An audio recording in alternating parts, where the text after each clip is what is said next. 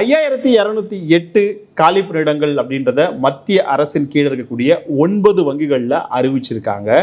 அதை IBPS அப்படின்னு சொல்லக்கூடிய செலெக்ஷன் போர்டு மூலமாக அறிவிச்சிருக்காங்க. என்னென்ன வங்கிகள்லாம் வேலை, யார் யாரெல்லாம் அப்ளை பண்ணலாம், என்னென்ன பதவிகள்லாம் வேலை வாய்ப்புகள், எந்தெந்த வங்கிகளில் என்னென்ன எண்ணிக்கைகளில் வேலை வாய்ப்புகள் அப்படின்ற எல்லாத்தையுமே ஷார்ட் அண்ட் ஸ்வீட்டாக இந்த வீடியோவில் ஜாப் நோட்டிஃபிகேஷனாக பார்ப்போம். ஓகே, இவங்க என்னெல்லாம் இந்த ஜாப் நோட்டிஃபிகேஷனில் கொடுத்துருக்குறாங்க அப்படின்னு கேட்டிங்கன்னா, வேக்கன்சி அப்படின்றது பார்த்தீங்கன்னா 5208 காலி பணியிடங்கள். போஸ்ட் பார்த்தீங்கன்னா PO அப்படின்னு சொல்லக்கூடிய போஸ்ட்லையும் MT அப்படின்னு சொல்லக்கூடிய போஸ்ட்லையும் அறிவிச்சிருக்காங்க.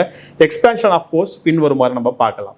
எலிஜிபிலிட்டி, எனி ஒரு ஆர்ட்ஸ் அண்ட் சயின்ஸ் டிகிரி படித்தவங்க அப்ளை பண்ணலாம். அதாவது எந்த ஆர்ட்ஸ் அண்ட் சயின்ஸ் டிகிரி படிச்சிருந்தாலும் எலிஜிபிள்.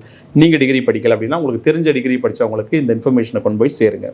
லாஸ்ட் டேட் 21 ஜூலை 2025 அப்படின்றது தான் கடைசி தேதி அப்ளை பண்ணுறதுக்கு. யார் அறிவிச்சிருக்காங்கன்னு கேட்டிங்கன்னா, institute of banking personnel selection அப்படின்னு சொல்லக்கூடியவங்க அறிவிச்சிருக்காங்க. PO அப்படின்றது பார்த்தீங்கன்னா ப்ரொவிஷனரி ஆஃபீஸர் அப்படின்னு சொல்லக்கூடிய போஸ்ட். MT அப்படின்னு சொல்லக்கூடியது மேனேஜ்மெண்ட் ட்ரைனி அப்படின்னு சொல்லக்கூடிய போஸ்ட் ஆல் ஓவர் இந்தியாவில் அனௌன்ஸ் பண்ணியிருக்காங்க. அப்ளை பண்ணுறது எளிமையாக வீட்டில் இருந்தபடியே ஆன்லைன் மூலமாகவே அப்ளை பண்ணிடலாம் அப்படின்னு சொல்லியிருக்காங்க. என்னென்ன வங்கிகளில் எவ்வளவு காலி பணியிடங்கள்னு பார்ப்போம். பேங்க் ஆஃப் பரோடா 1000 காலி பணியிடங்கள், பேங்க் ஆஃப் இந்தியா 700 காலி பணியிடங்கள், பேங்க் ஆஃப் மகாராஷ்டிரா 1000 காலி பணியிடங்கள், கனரா பேங்க் 1000 பணியிடங்கள், சென்ட்ரல் பேங்க் ஆஃப் இந்தியா 500 காலி பணியிடங்கள். அடுத்தது பார்த்தீங்கன்னா இந்தியன் ஓவர்சீஸ் பேங்க்ல 450 காலி பணியிடங்கள், பஞ்சாப் நேஷனல் பேங்க்ல 200 காலி பணியிடங்கள், பஞ்சாப் அண்ட் சிண்ட் பேங்க்ல 358 காலி பணியிடங்கள் அப்படின்றத அறிவிச்சிருக்காங்க. ஏதேனும் ஒரு ரெகக்னைஸ் யூனிவர்சிட்டிக்கு கீழே நீங்கள் எனி டிகிரி கிராஜுவேஷன் முடிச்சிருந்தீங்கனாலே போதும். வயது வரம்பு 20 வயதிலிருந்து 30 வயது வரை இருக்கக்கூடிய நபர்கள் அப்ளை பண்ணலாம். அதாவது 2 ஜூலை 1995 இருந்து 1/7/2025 அன்னைக்கு நீங்கள் இந்த 20லிருந்து 30 வயதுக்குள்ளே இருக்கக்கூடிய நபர்களாக இருக்கணும். ஏஜ் ரிலாக்ஸேஷன் அப்படின்றது SC STக்கு 5 ஆண்டுகள் அப்படின்னும், OBCக்கு 3 ஆண்டுகள் ரிலாக்ஸேஷன். அதே மாதிரி பார்த்தீங்கன்னா PWD அப்படின்னு சொல்லக்கூடியவங்களுக்கும் எக்ஸ் சர்வீஸ் மேனுக்கும் ஆஸ் பர் கவர்மெண்ட் பாலிசி அப்படின்றத கொடுத்துருக்காங்க. மாத சம்பளம் 48,480 அப்படின்றது குறைந்தபட்சம், அதிகபட்சம் 85,920 ரூபாய் வரைக்கும் சம்பளம். உங்களுக்கு ப்ரிலிமினரி எக்ஸாமினேஷன் அப்படின்றது இருக்கும், பர்சனாலிட்டி டெஸ்ட் அண்ட் இன்டர்வியூ அப்படின்றது இருக்கும்.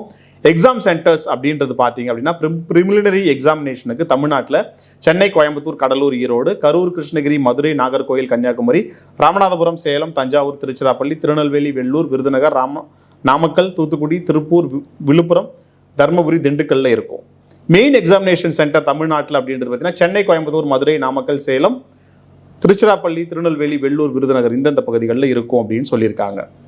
அப்ளிகேஷன் ஃபீஸ் அப்படின்றது SC ST PWD கேண்டிடேட்ஸுக்கு 175 ரூபாய், அதர் அப்ளிகண்ட்டுக்கு பார்த்தீங்கன்னா 850 ரூபாய் அப்படின்றத கவர்மெண்ட் நோட்டிஃபிகேஷனில் குறிப்பிட்டிருக்காங்க. ஓகே, இதுக்கு நம்ம எப்படி அப்ளை பண்ணுறது அப்படின்னு கேட்டிங்கன்னா, அட்வர்டைஸ்மெண்ட் லிங்க் அப்படின்றதும் கொடுத்துருக்காங்க. ஆன்லைனில் அப்ளை பண்ணக்கூடிய லிங்க் அப்படின்றதையும் கொடுத்துருக்காங்க. அவங்களோட அஃபிஷியல் வெப்சைட் லிங்க் கொடுத்துருக்காங்க. இந்த 3 லிங்கையுமே இந்த வீடியோட டிஸ்கிரிப்ஷன்ஸில் நான் கொடுக்குறேன். உள்ளே போய் பாருங்கள். எனி டிகிரி படிச்சிருக்கிறதால அந்த நோட்டிஃபிகேஷனை படித்து கண்டிப்பாக உங்களால் புரிஞ்சிக்க முடியும். புரிஞ்சுக்கிட்டு அதுக்கப்புறமா இந்த வேலை வாய்ப்புக்கு நீங்கள் அப்ளை பண்ணுங்கள். எக்ஸாமினேஷனுக்கு ப்ரிப்பேர்டாக இருங்க. எக்ஸாமினேஷனை முடிங்க. உங்களுக்கான மத்திய அரசு வேலை வாய்ப்பு அப்படின்றத வங்கிகளில் பெறுங்க. நல்ல சம்பளத்தோட உங்களுக்கான வேலைவாய்ப்பை பெறுங்க. ஏன் இந்த வேலைவாய்ப்பு தகுதிகளை வள்ளலார் வேலைவாய்ப்பு சேவை இயக்கம் பதிவு செய்யுது அப்படின்னு பார்த்தீங்கன்னா, இந்த மாதிரி பல்காக வரக்கூடிய நிறைய அரசினோட வேலை வாய்ப்புகள் அப்படின்றது கடைசி கிராமங்கள் வரைக்கும் இருக்கக்கூடிய படித்த பட்டதாரிகளுக்கு தெரியறதில்லை. தெரியும் போது அவங்களோட திறமையை கொண்டு அவங்களுக்கான வேலைவாய்ப்பை பெறுவாங்க. அந்த கொண்டு போய் சேர்க்கணும் கடைசி கிராமங்கள் வரைக்கும் அப்படின்றதால தான் ஒரு எம்ப்ளாய்மெண்ட் சோஷியல் சர்வீஸ் NGO வந்து நம்ம பதிவு செய்கிறோம். வேலைவாய்ப்பு பசி தீரும் வரை தொடர்ந்து வேலைவாய்ப்பு தகவல்களை பதிவு செய்து கொண்டே இருப்போம். அது வரைக்கும் உங்களிடமிருந்து விடைபெறுகிறேன். நன்றி, வணக்கம், ஆல் தி பெஸ்ட்.